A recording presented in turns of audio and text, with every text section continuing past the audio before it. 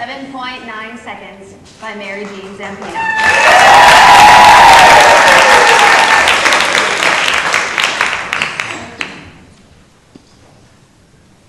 7.9 seconds.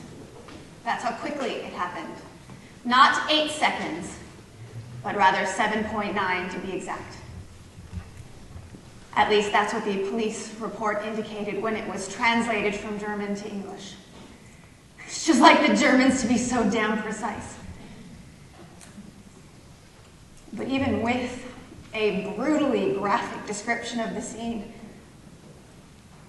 I wasn't sure my brothers and I would ever truly understand what happened the night we became orphans. My parents and I had only been in Stuttgart for 3 months. My father had accepted a promotion as the new European sales manager, and our stay was supposed to last for 3 years. For him, this promotion was a long overdue acknowledgement of his hard work. For my mother, it was a dream come true. We could travel to Paris to explore the world of fashion, or to southern Italy to visit my extended family. For me, a 17-year-old entering my senior year of high school, it was a nightmare.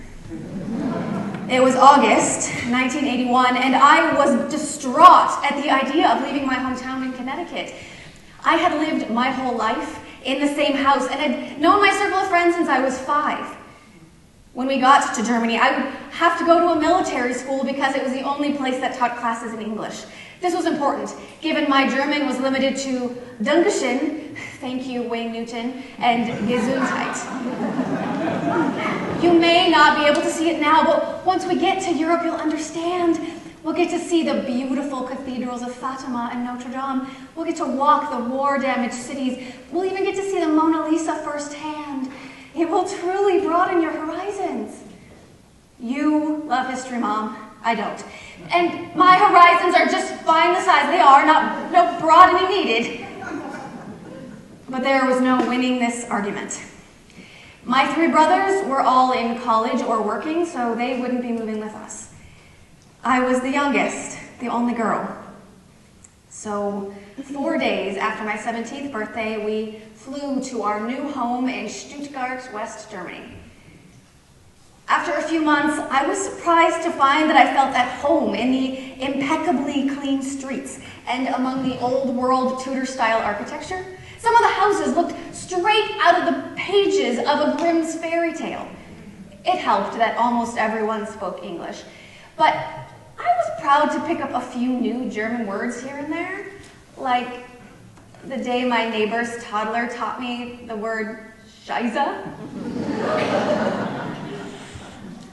What surprised me even more was that for the first time in my life, my parents and I were on the same level. Back home, my parents were the authorities on life.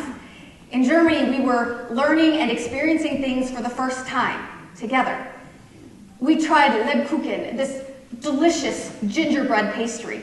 We discovered new smells, like the German bratwurst on the street corners. We learned how to say tschüss, a way of casually saying see you later.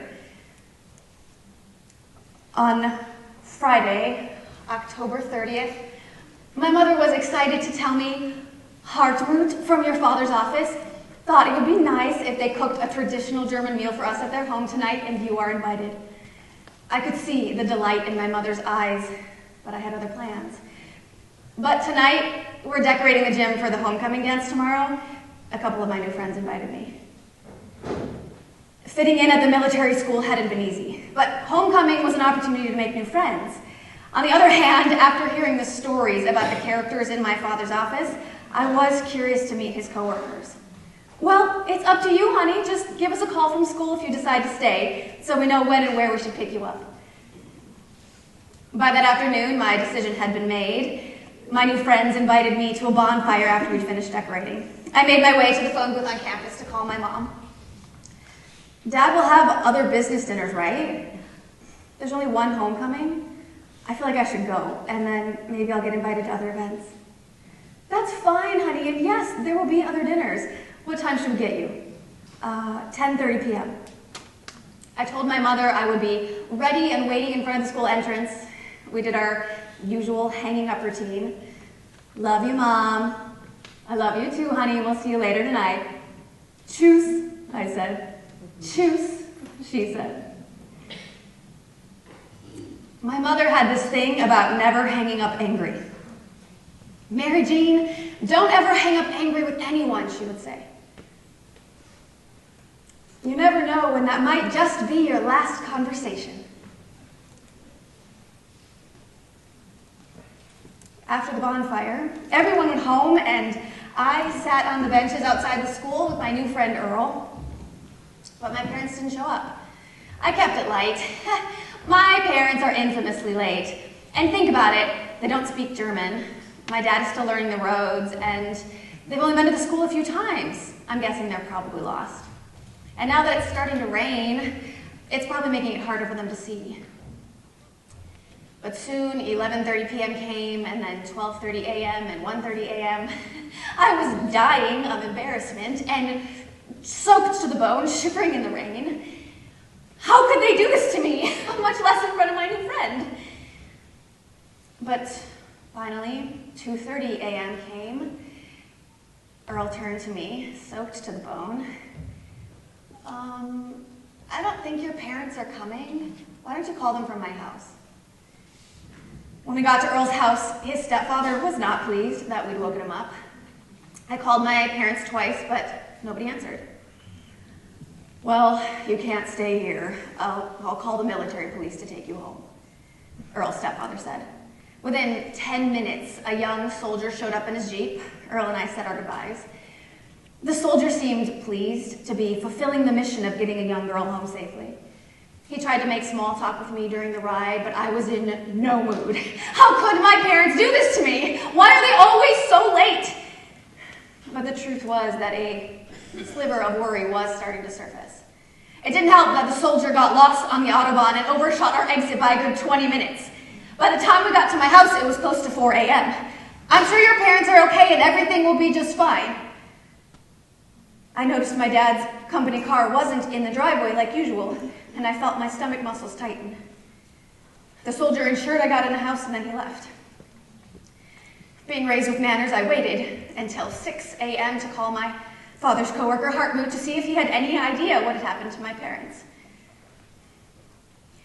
He said they left around 10 p.m. to come pick me up. Worried, he said he would make some calls. It wasn't until 45 minutes later he called me back. Hello, this is Hartmut. Hello, Hartmut, did you find my parents? Are they okay? There was an eerie silence on the phone, and I heard Hartmut struggling to get out the words. Are my parents okay? My voice grew louder as I struggled not to throw up. I'm so sorry. I'm so very sorry. Your parents were killed in an accident on the way to get you last night. I dropped the phone, then I quickly picked it back up again. What did he just say? My parents didn't pick me up because they were killed? They were dead? They weren't coming home?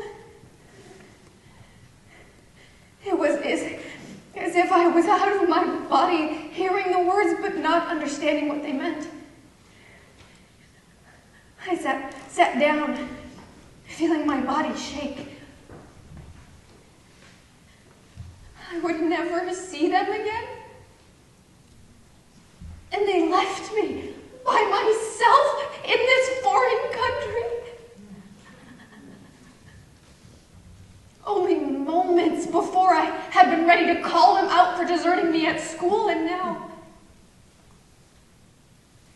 I would never get to see them, hug them again. I thought of the softness of my mother's skin as I'd hugged her goodbye that morning.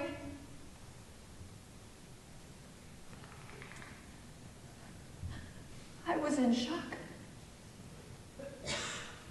Of all the hypothetical scenarios I ran by Earl, my parents being killed was not one that crossed my mind.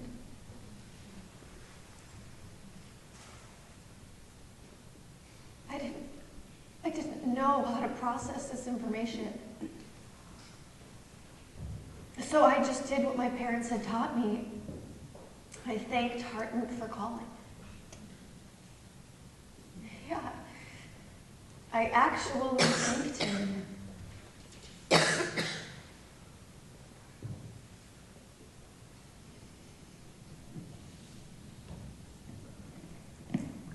A lot of things can happen in 7.9 seconds. You can take a bite of a delicious gingerbread pastry.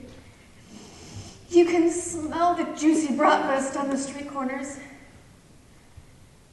You can learn how to say juice.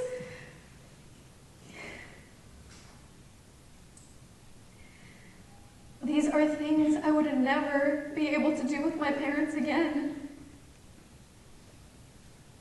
Because of those 7.9 seconds on a rainy night in Stuttgart, West Germany.